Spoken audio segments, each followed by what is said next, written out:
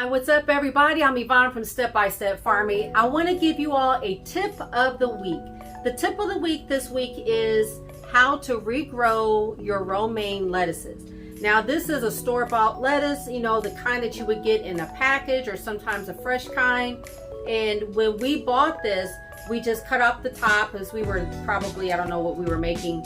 But all you have to do is just take the bottom part and stick it in a jar of water, but you want to make sure that the bottom of it is soaked in water, and just put it in a window and let it sit. This has probably been a couple of weeks, and this is already what's happened. It's already grown new lettuce, and now it's got roots at the bottom. So if you want to regrow your lettuce without having to always go back and repurchase it, cut it off, stick it in water, stick it in the sunlight, and watch it grow.